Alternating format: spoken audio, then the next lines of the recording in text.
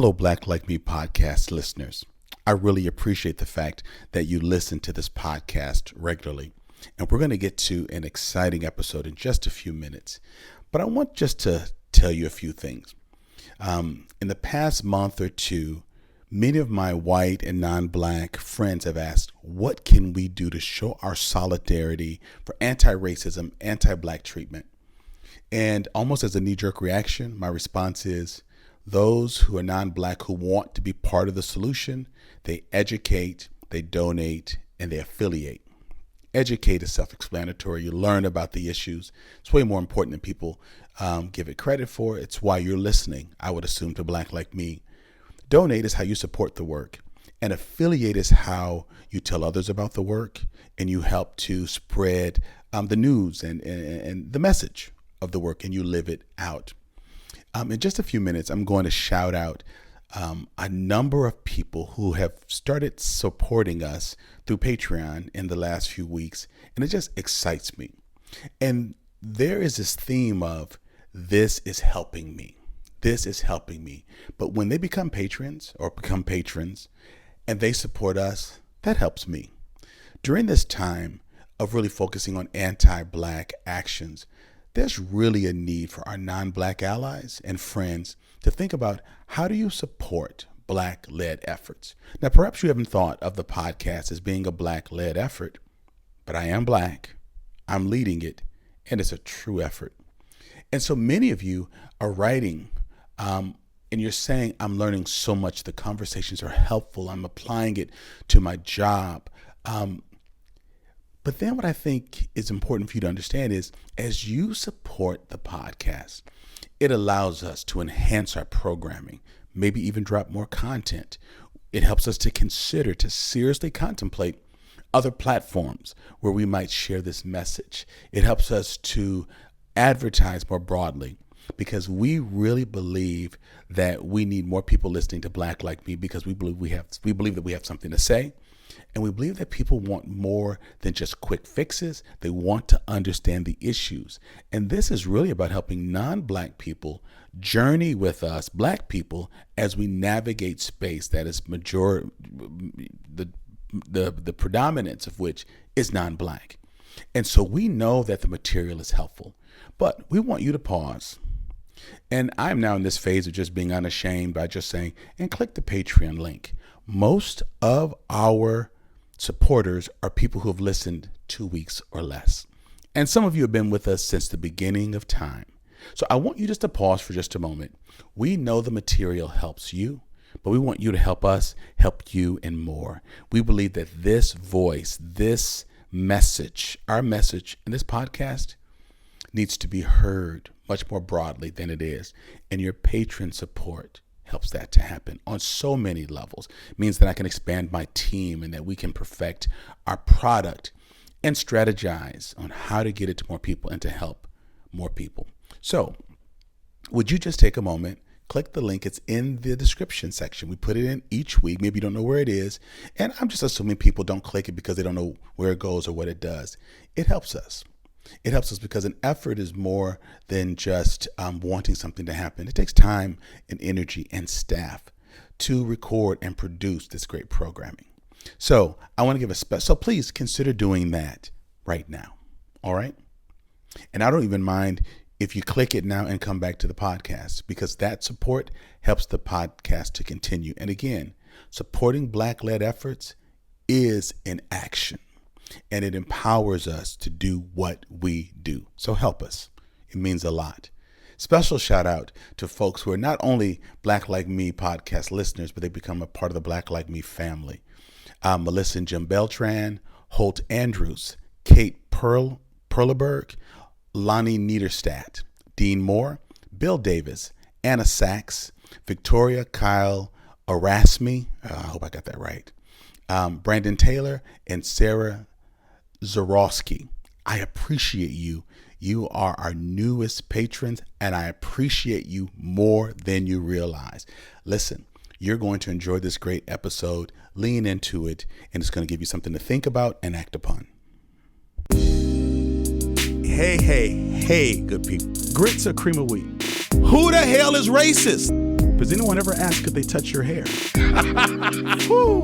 Black Like Me. You're listening to Black Like Me with Dr. Alex G., a podcast that invites you to experience the world through the perspective of one black man, one conversation, one story, or even one rant at a time.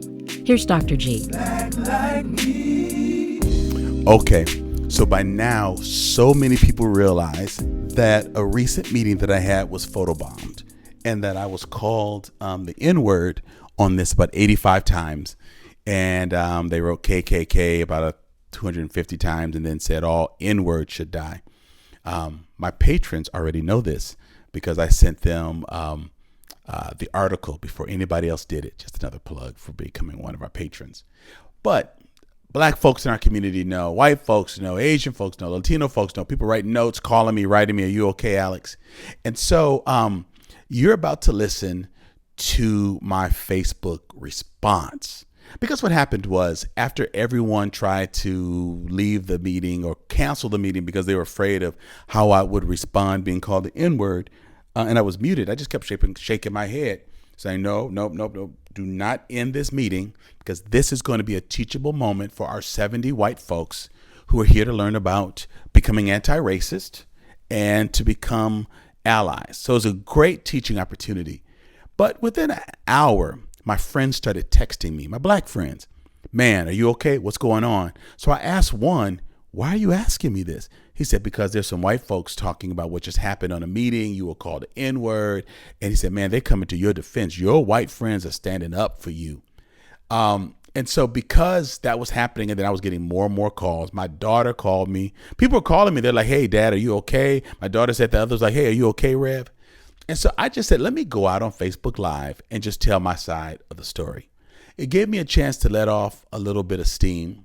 It gave me a chance to talk about what had happened, but it also gave me a chance to turn this issue on its head. It gave me a chance to address this. White America, most of white America can't stand a good, fine, upstanding Christian, spiritual, professional husband, dad, philanthropist being called the N-word. But they don't understand the disparities that I face and that our community faces, the pipeline from social services, from schools to prison, the murders, the senseless murders, the crime, the drugs, the dropout rate, that it's not the N-word that's killing us. It's being treated like the N-word that's killing us. So it's interesting to me that when I asked my white friends to process on that call what they saw and heard and how they felt, some of them cried. They literally started crying. They said, I can't believe you have to live with being called that. But to me, that wasn't going to end my life. What happens is they think that that's just some white right wing extremist who is a Trump supporter, and that's not the real world. They don't think that might be a Cub Scout leader, that might be a district attorney, that might be a future sheriff or a sheriff's son, that could be a judge. It could be a loan officer. It could be a lifeguard. So I feel that our white friends isolate racism, that it's only embodied by the Dylan Roofs and the other extreme whites, but that they don't really interact in real white society. How do you get to the point that you can do that and nobody knows? How do you get to the place where you can write that in a room, run over a young girl at Charlottesville, walk up into a church and shoot 9 black people? How do you get there and nobody white spotted it? How do you get there and no one spots it? So here's what I want my non-black listeners, particularly my white listeners, to think about as you listen to this. Let's not put so much energy in the people who defamed me and my character by calling me the N-word. Hell, I can deal with being called that. But what happens when that's your attitude and you're a funder? What happens when you're a funder and you think that because I'm black, I don't have the intellect or the networks or the infrastructure to handle large sums of money or to develop projects or to develop property? What happens when it's a very subtle mindset? So because you think that, you don't expect more from black students. You only talk to your black friends and black employees about black issues. and not issues of leadership. And so I want you to listen to this with fresh ears, because I need my white listeners to be a part of the solution. I don't need you just to come and listen to someone black rant, because if you listen closely, and I don't want you to miss this. And actually, I want you to listen to what my true sentiments are. And here's my challenge to you. I want you to share this with someone. I want you to ask them to listen to it. And I want you to talk with them later and say, what did you hear? Oh my gosh, I can't believe that this guy is called the N-word. That's not the point of the podcast. The point of the podcast is this. That mindset's been here, which is what allowed people to go to Africa to get strong people to come and make America a superpower. Here's what the silent racism will do. Not tell people that America went to Africa to get free labor, to rape its women and to sell its children, and to build systems that would exclude the very people who have built these systems and have built this wealth for America. That's racist. And to be convinced that white people have pulled themselves up by their bootstraps and black people have only waited for handouts, and not tell how we worked and we toiled. And even when we were free, we did not launch broad-based or broad mutiny and an insurrection against white people to kill them and destroy them and rape their children and sell their children. We did not do that, because we were the kind of people who believed in the kind of faith and spirituality that our slave captors only talked about. We practiced it, which is why we didn't lose our minds, and is why we didn't rape and kill their children. So I want you to listen to this to understand the real issue is being called that word. I can be called it on a daily basis. It will not stop me from my mission. But because the businesses, the foundations, the organizations that I must work with to carry out my work, they have staffed. They're staffed by and led by, and they have board members whose thoughts, because of their own experiences and ignorance, have allowed them to think some level of what these people said to me in a room. At least I knew right where those people stood. The danger for many of us who are African American is when people don't say it, but they really think it. So take Aunt Jemima off the shelves. Are you going to hire black people? I'm not going to get ahead of myself because I talk about this in my rant. We do all these things. Well, if someone's making tweets that are racist, we fire them, but then do you replace them with a black person? Because what you're going to do is just hire another white person who's just as unlearned or unteachable around these same issues. So let's stop making these useless gestures like reading an anti-racism statement and then go about racist practices that we don't know where to find them. We don't know where partners are. We don't know how to do this, but not put the dollars in to make sure your organization has some anti-racism training, that you find a way to put dollars and resources into black-led efforts that build capacity in the black community and the organizations that build bridges to the non-black community. That's really, really important. And so here's a preamble that I wrote on Facebook before putting the link down for the article. My team is also going to put a link to the article in case you've not seen it, so that you can read this again. My patrons have already read this. But here's what I wrote as my preamble. People cried when this happened to me. Diversity and anti-black statements are being read at local businesses and at board meetings as people continue business as usual. People are outraged. But what has really changed? Who has counted the cost of ridding this in our particular city, county, and state?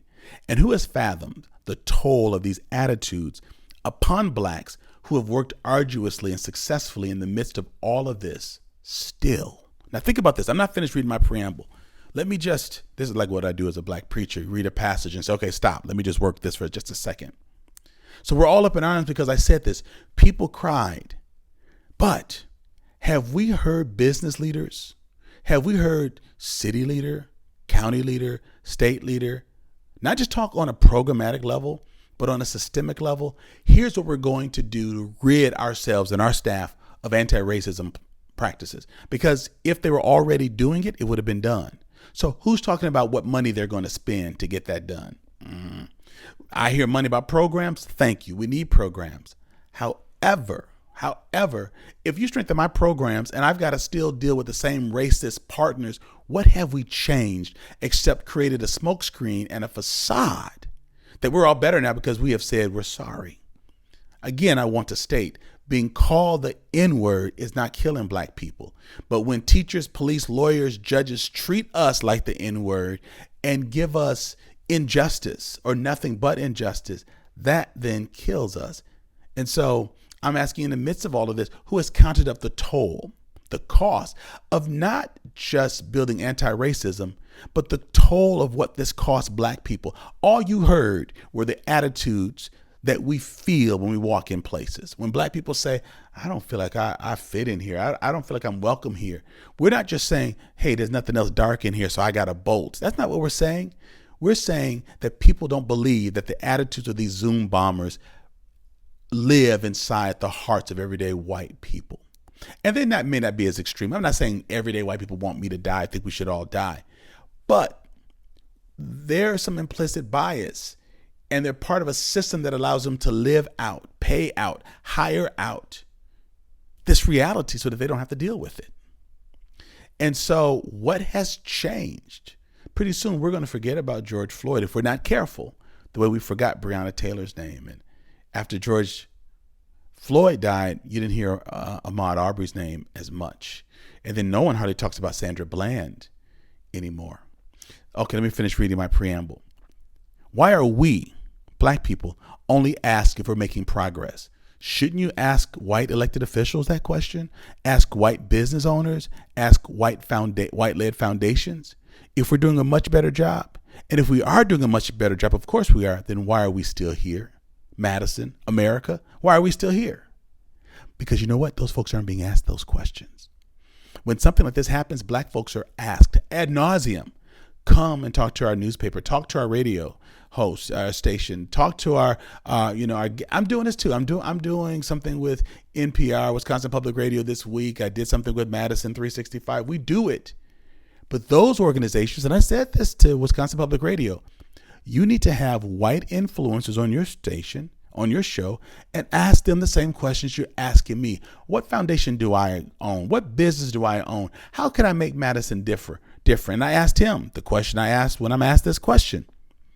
When he said, are we different? I said, well, how does Wisconsin Public Radio look and feel and act today that's different than the way it did in 2013 when I wrote Justified Anger?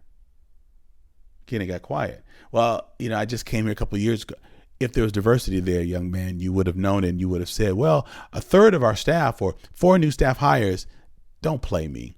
Don't say you've only been here 9, 10 months. Isn't that long enough to see black people? Isn't that long enough to see brown people? Answer the question. Oh, you're the interviewer and I'm not? Listen, I'm an interviewer also. Until we start asking white-led organizations, elected officials, municipality heads, leads those elected officials as well, unless we start asking them and what their plan is, don't keep asking me because I can't fix it. I then go on to say, sticks and stones may break my bones, but words, yeah.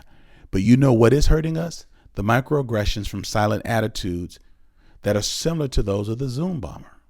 So the silence of white people to demand answers from foundations, to demand answers from their city, their county, their state government, to demand answers from their social service entities, to demand justice from the criminal justice system and court system and law enforcement. That's what's killing us. So I know being called that word is not killing me, but what is would include the microaggressions from the silent attitudes of well-meaning white people. Living in this microaggressive reality, according to the University of Wisconsin-Madison School of Medicine and Public Policy and the University Partnership Program, and the Wisconsin Partnership Program and several other credible health agencies, it does hurt us gravely. These microaggressions have been proven to shorten our lives. So you all, I'm not just up on here because I'm pissed or I'm upset because of this. The fact that I've got to talk about it and process it. The fact that my white staff members have got to create a document, or not a document, sorry, let me just slow down. They had to create a video explaining their response and what they want other white allies to know. The fact that I got a call from the FBI to process this because of the threat, they needed to make sure that it was filed properly. These are things that many of my white colleagues are not dealing with. And I've still got to be the first one there and the last one to leave. And I've got to show that my lived experience is just as valuable as their evidence-based practices. Because that's a fancy way of saying, screw your cultural relevance and that you are black people serving black people serving black people. That you are a black supervisor with a black staff, with a black staff, with a black audience. We have evidence-based practices, which somehow says to the white funders and audience, that, oh, there's some science to this. And they understand what they mean because they have evidence-based practices. Well, shouldn't your evidence-based practices cause you to hire some black people who can relate to your clientele? This shit is insidious. And either we're going to change it or we're not. But stop doing stuff the same than coming and asking me to bail out your organization and tell you what to do. When I get calls from elected officials and they say, Reverend G, we want to know what you think, I turn it right around and say, what do you think? What are you feeling? What? Because I don't want to be used for people just to come in and say, well, what are you thinking? And then go and say, we've canvassed the black community. I've been around the block. I'm not new here. These microaggressions that we got to endure it and then explain it and then talk about it and then think it's someone else, someone who's not here, that's got to be these Trump folks. You all, before the presidency, we knew Trump as a reality TV star. So who did we attribute the racial disparities in Wisconsin to before we could blame Trump for everything? This is one of the few times I'll come to his rescue. Who do we blame it on then? And then does that mean once we get him out of office this fall that it's done? Or do we risk getting Democratic leaders who are just as removed from black issues? We need to be serious about this, folks. We need to be very, very serious. So it's time to move ahead. I've created this podcast so that I can have space to say these kinds of things. Don't have to worry about if people like it or not, because my patrons have made it possible that I can speak my mind and have tenure, so to speak. I can say these things without fear of retribution and kickback and punishment. So as you all get a chance to listen to this rant, I want you to do a couple of things. When you're finished, share it. Share it. I want you to also share it and put your thoughts. I need you to process what you're hearing. I want you to process what would you have done if you were on that call. And listen, we won't always be in COVID-19, although it feels like it. What do you do? What happens when you're downtown? You're outside, and this is someone's call. This. Our black children who play sports in Madison hear this from the opposing teams and not the players on the field, their parents in the stands. Oh, I wouldn't come on my own podcast and lie. This is what black children are telling me. The parents are in the stands calling them the N-word. So this isn't just about how do you stop the use of the verbal N-word. What's your job in sniffing out the silent N-word? Because if we really believe that black people added value to our boards, our staff, our organization, our business plan, we would make it happen. White folks got in a boat and went to Africa to find black people to get the job done. So the fact that we can't find them now and they're on these same shores is bullshit. You knew how to find black people when you wanted to make America great. You can find them if you believed that we really made your companies, your foundations, your boards great. We want equity? Get some more black people on these boards that pay money. And don't just get the retired execs and PhDs. Get the folks who understand also how the black community works because of their own experiences, their own grassroots experiences. We've got to deal with the realities of watching black people die on television and get up and go to work and ask white people for money. That can't be good for the soul. Now, it's fine for the soul if white people get it, but most white people don't. And so the work becomes dehumanizing as we try to serve those who have been dehumanized. And then we get to the place where we're not sure if we can look ourselves in the mirror, our children in the eye, and say, baby, it's going to get better. It's going to get better. We believe it's going to get better. It gets better when we all want it better. I want it better. Do you? Do you all want this better? So please listen to this. Please learn from this. If you haven't yet done it, subscribe. Write a review. Help a brother out. If this is helpful to you, please don't just tell me. Go to iTunes, wherever you find this podcast, and write a review. A couple hundred people doing that every week will change the trajectory of this. Those are some things you can do right now while you're trying to figure out what to do. You can do that. Click the Patreon link. Click the link and go and write a review. Subscribe. Tell your friends about it. Because that helps us. When people subscribe, that means every time we drop an episode, we can tell that the subscription numbers are growing because of the listeners. So please, please, please, please do all that you can to continue to help us all become the best we can be. So as always, listen, lean in, learn, be transformed by the information, and then do something with it. Become the part of the change that we want to see in our community. All right. Thank you and enjoy this episode. So I was doing a training with some white allies, you all. So we're doing this training. We had 70 people on the line. Man, then all of a sudden some loud music started taking over. I thought maybe somebody, just didn't mute their phones. Man, all of a sudden they took over our Zoom call.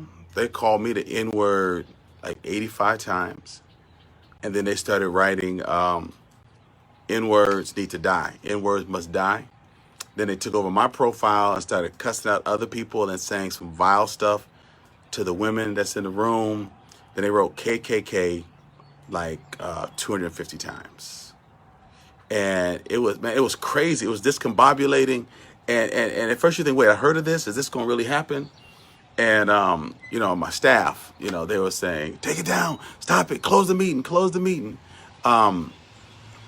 And I was muted. And so I just kept doing this. Said, no, don't you mute this meeting. Because we're training white allies in what it means to be allies.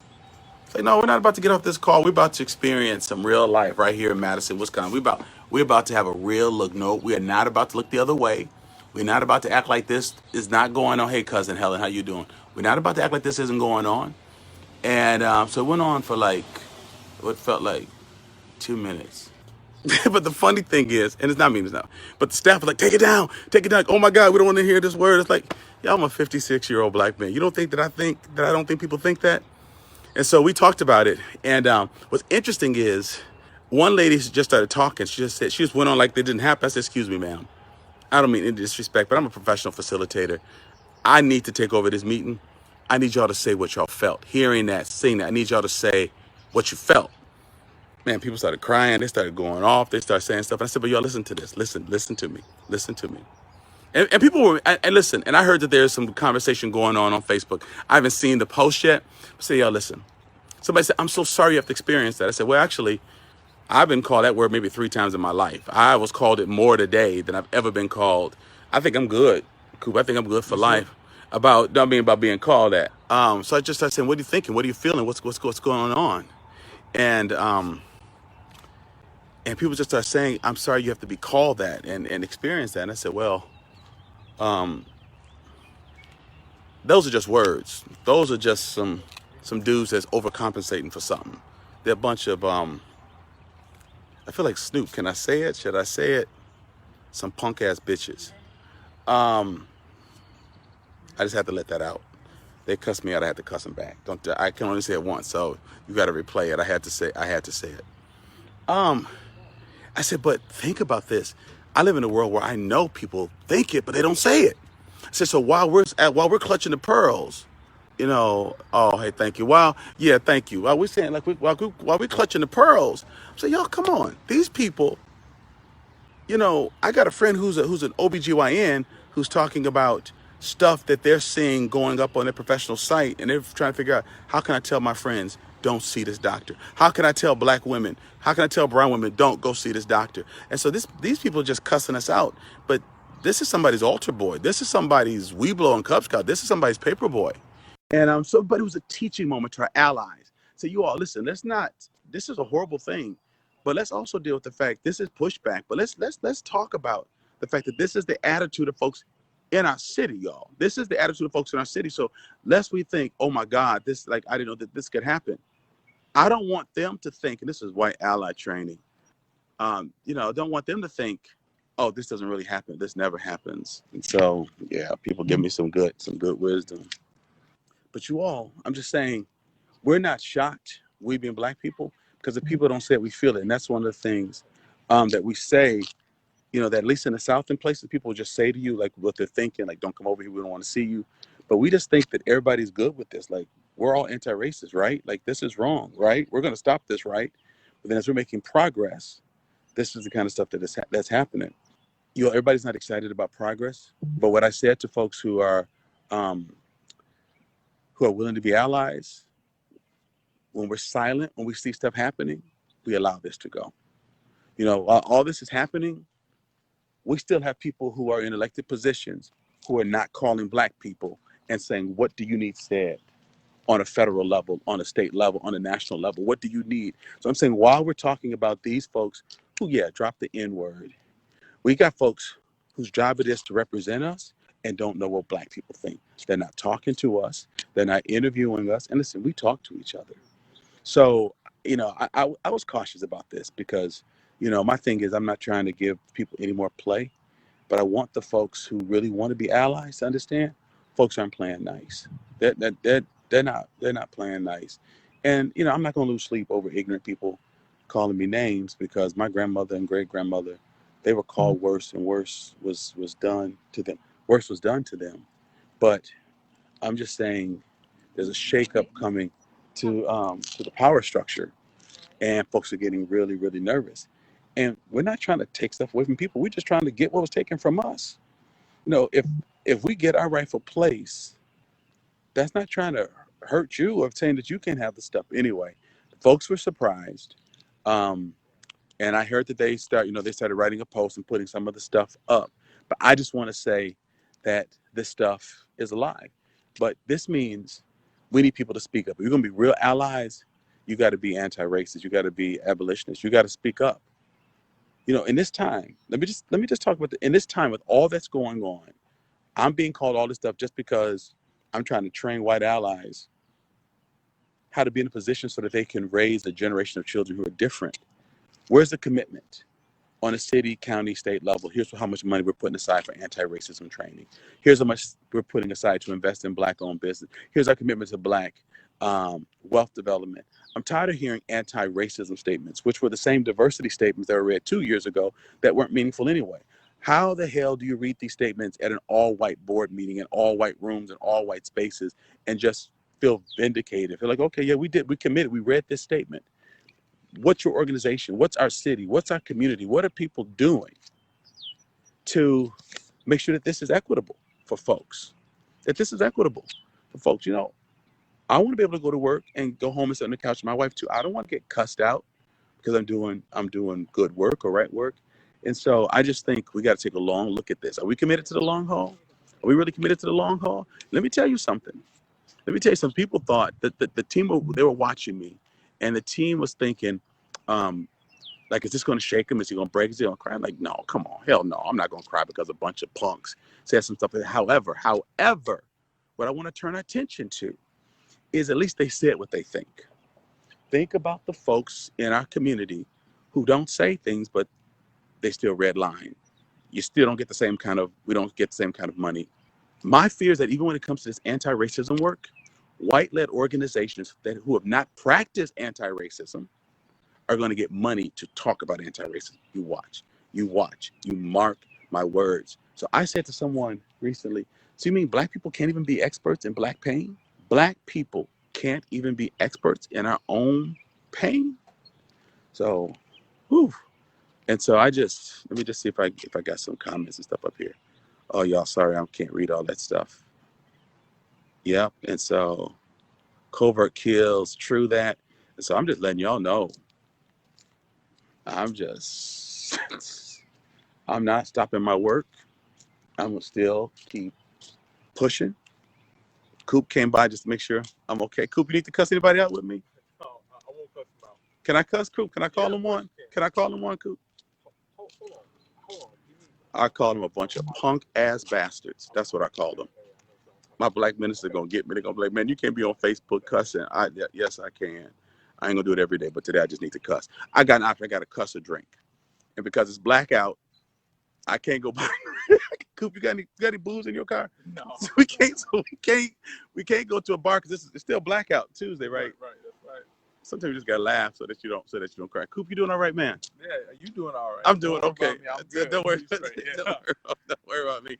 And so, people gonna get me. I know somebody gonna call. Yeah. And so, y'all, listen, we got too much work. So let's listen. Keep lifting your voices, because you know what, man, people are starting to think about stuff. And let me just say, while I'm at it, who makes Aunt Jemima? Who makes Aunt Jemima? Who makes Aunt Jemima? I thought that was Whoever makes Aunt Jemima, screw y'all. You're gonna change her to make her look like Carrie, what's her name? Kerry Washington. Mhm. You know, you're gonna make it. Listen, I don't care if you change Aunt Jemima's look. You stole her recipe and you got rich. Let her stay on the shelves. Take the money that y'all have made from stealing her great-great-grandchildren's recipes and open up a black culinary arts school. Pillsbury, whoever you are, Quaker Food, General Mills, you use that money that you made off of her children and you create some schools and some scholarships to do some work with these folks. I'm tired of, we're gonna change this. We're gonna take the Confederate flag down from NASCAR. Y'all knew this was wrong. So all of a sudden now it's like, leave Uncle Ben on the box. Leave Aunt Jemima looking like Aunt Jemima, but turn it into some money. I know you're serious because you can change the way she looks. You've already gotten rich and built wealth in your children off of her and her stolen recipes. So don't come here to me talking about you're going to take her off the shelves or change her look. Change her children's economic picture. That's what I want you to do. You said General Mills? I think it's General Mills. That's what I want you to do. Change her family's economic. Let Uncle Ben keep that white hair. Let Uncle Ben sit there doing that stuff. But find Uncle Ben's children. The Colonel, you know him. You look at that white suit. Does Colonel look like he know how to fry chicken? Does he look like he know how to buy slaves? They're taking these recipes because it's intellectual property, because they were working for you. And then you're gonna change all this stuff and still not change economic. Y'all, we're not dumb. Black people are not looking for a kinder, gentler Aunt Jemima. We're looking for some General Mills money. Make the people who you robbed rich. Make the people who you robbed rich. Hey, this is Eli Steenlich, the engineer and editor of the Black Like Me podcast, and I just wanted to take a moment to tell you about Patreon, our service that lets you support the show. And we know that you all love the show and listen every week, and so if you want to keep supporting what we do, make sure you go to patreon.com/blacklikeme. It's never been easier to give to the show and support it. We have a new $2 level, which is cheaper than a cup of coffee. So go ahead and go over to the website, patreon.com/blacklikeme, and make sure you keep the content coming. And we've already started to do some new things that we're excited about because of the Patreon supporters that we have. So we're going to take you back to the show and back to Dr. G. But thanks for listening. And here's what I'm going to say it because I'm just out here. Coop, can I say it? Yeah, go for it. I'm going to say it. Begin to ask publicly. City, county, state, how much are you putting aside for anti-racism training? What business are you doing with Black-led businesses? What are you doing to secure Black-led efforts and Black-led business in our community? Don't come on here reading this anti-racism shit and then you perpetuate it. And because you read a statement, we're supposed to think, it's different now. All you did is read a statement that you read 3 years ago, and you cry when you do it. Do something different. And begin asking. Because let me tell you something.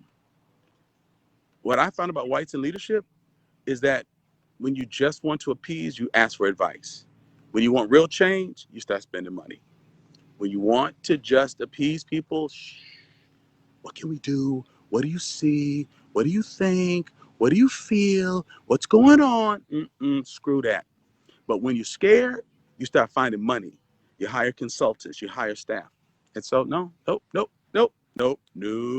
I was on some calls and they told me I need to talk to somebody. I said, no. I don't talk to white people for free anymore. Because when I talk to you for free and you don't do what I'm doing and you call me angry and then I got to go home and deal with that, And not me. I'm not getting paid pay our organization, because then I don't feel bad at all if you don't do it. I don't feel bad at all if you don't do it. We were on some call with an organization who needs some help. In fact, what they're going to have to spend on a lawsuit is just, it makes what we might propose in terms of training look like Trump change. So after talking with my staff for free, they're like, well, we don't have unlimited funds. You screwed up and you called us. We didn't call you. You called us. And then you're going to tell me you don't have unlimited money? I said, good, because I don't have unlimited time. You're going to get what you pay for. Go get some of these businesses out here and help them pay. But you in trouble. You in the news. We don't have unlimited funds. Like, don't you come up in here trying to, trying to, take advantage of us. And you're a municipality. I don't have time for this. Coop said I got to get off this line. Coop, I got 112 people. I don't think I've ever had 112 people. Coop trying to get me off. Coop, I need that shirt. Look, listen, Coop had a date night. He came over here when he should be someplace slow dancing. And so with Miss Alicia. And so listen, yeah, okay. My sister said she'll cuss for me. I'm not gonna cuss no more. And it's blackout, so I can't go buy nothing to drink. So I'm outside standing in the street, just for a walk out here in this community. But I just want to say this, you all. I want to say this. I'm not shocked because of what people said. Let's listen to what people aren't saying. Is anybody saying we're gonna get rid of this? Is anybody saying we are putting aside X amount of dollars from our budget? Have you heard that? Because hit a brother up, tag me, because I've not heard that. So I'm saying, so I'm not going to go someplace and melt and curl up in a corner and die in a fetal position because somebody decides to call me the N-word 85 times and then write KKK 250 times, then say the N-word should die. Here's what I need you to ask elected officials, business owners, foundations. I need you to write people, email them, ask them. So in light of what's going on, what part of your portfolio, what part of your work, what part of your business, what are you writing up? What are you committed to? Because just reading the statement, what are those called? Crocodile tears. Oh, man. People coming on that don't ever follow me. So people must be saying, Alex is on here going off because people, they're trying to call to hear me cuss. I'm done cussing, I think. I think. It's okay. Now, Coop said it's okay. He keeps saying, hey, Anthony. So anyway, I'm just saying, listen, you all. I just want you all to know, I'm not going to lose any sleep over being called the N-word over a bunch of little fools that's overcompensating for something. But what I'm saying is this, I'm more concerned about them same attitudes in our city that's not being articulated. Our schools are the same place they were 10 years ago. Our incarceration rate is worse. We got men and women catching COVID-19 in jail. We have a prison pipeline from schools to prisons, and Reverend Dr. Judge Everett Mitchell has said really social services is the pipeline to prison. And so we're going to work. Let me tell you something. I told folks this is what our allies do. They educate themselves, they donate, and they affiliate. We don't need pity. Help us build our infrastructures. Help these Black-led organizations stand up to these folks. Because let me tell you something. Mean folks, cowardly folks call you names. Other cowardly folks keep you out of the money stream. So I'm saying, what's more diabolical? Calling me a name or saying, oh, we don't have any resources, or, oh, that's too difficult to fund, or, oh. And so, who knows how far they are, where they're around. But I just wanted to come on because I knew people were posting stuff, let y'all know I'm okay. I'm not someplace, curled up in a corner, but I'm trying to call the broader community, the nation, the faith community, folks who adopted cross-culturally, marry cross-culturally. Listen, this is no time to be silent. It's real now. It is real now. Statues are coming down. They're changing rules. They're messing with white people's money, and this thing is getting real. And Trump, did you see Trump actually did you see him do that? No. Did anybody see Trump do this? He did. He held up the fist like this. Now, President Obama, when President Obama and First Lady Michelle fist bumped, they called them terrorists. And he's doing this. So I want y'all to know I'm doing fine. But listen, we need to rise up, Madison. We had the State of Black Madison in 2010 with Urban League. We had the Race to Equity in 2013. We had Justified Anger. We had Tony Robinson. We keep having things. We wake up and say, oh, hell no. Then we go back to sleep. Oh, hell no. Then we go back to sleep. Y'all, you better wake up. Could you not tarry 1 hour? You need to stay awake. You need to put pressure on lawmakers. You need to put pressure. Here's something, I'm just going to put it on out here. Wisconsin's a swing state. The Democratic National Convention is coming here. I'm just saying, Coop, have people been reaching out to you that's in key elected positions? I'm just saying, we're missing an opportunity. Oh, I said I got a joke on my video. Thank you for that. Somebody told me somebody's trying to get in here. So I'm just saying, we got some stuff going on. People need to be talking to us. So y'all need to think about this. We need folks to be acting. We need us all to be working together. You can't represent us if you're not talking to us. Talk to us. We voted for you. Talk to us. That's all right. Let the trollers come. They got nothing else to do. Now we get to know who they are. I'm not scared of trollers. Yeah, there's some trollers on there. So, hey, I'm going to go and check in with my friend. But, folks, Black people, you know what we got to do. Allies, you know what we got to do. You know what we got to do. It's about that time. Folks, you know how to pray? Pray for real. Don't pray for your plan. Pray for some real change to come. But just want y'all to know what's going on here today. And yeah, rewind it, play it. Because I think I ran out of my cuss words. I'm going to do 4 a day, and I did 8. So that means I can't cuss tomorrow or the next 2 days. Man, today was a blackout day. Tomorrow's the cuss out day. So rewind it. Y'all can catch it. We've been through a lot worse than this, man. We've been through a lot worse than this, and our people stood. We standing. Y'all need to be scared. The shakeup is coming. All right. I love y'all. Peace out. Catch my Black Like Me live this Thursday. I'm going to be talking to a white journalist about journalism. And check out Black Like Me podcast. We dropped an exciting new episode today. All right. Y'all rewind it. You'll catch it. All right. All right. I love y'all. Ooh, Black like me, yeah. I want to thank Corey Saffold for creating the music for this podcast, my podcast manager, Tyler Nyland, engineer and editor, Eli Steenlich, my editor, Jeremy Holliday, and a special thank you to WORT Studios, where we record Black Like Me. Ooh, Black like me. Thank you for listening to today's podcast. You can find out more about Dr. Alex G's amazing work at www.alexg.com. Black Like Me is sponsored by the generosity of the Human Family Unity Foundation.